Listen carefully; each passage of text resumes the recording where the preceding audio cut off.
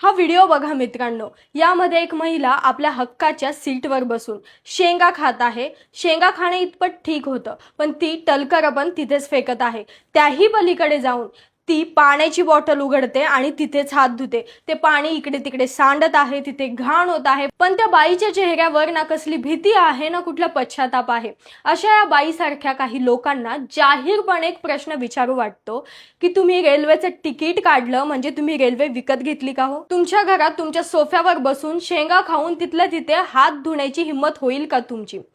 पण सरकारी मालमत्ता दिसली की तुमच्यातली राक्षसी वृत्ती कस काय जागृत होते. आपल्याला रेल्वे स्टेशन चकचकीत हवे आहे, गाड्या परदेशातल्या बुलेट ट्रेन सारख्या हव्या आहेत, पण आपल्या मानसिकतेचं काय, आपल्या लायकीचं काय? खाल्लेल्या गोष्टींचे रॅपर आपण सीट खाली फेकतो, तिथे घाण करतो. गुटखे खाऊन लोक खिडकी बाहेर थुंकतात.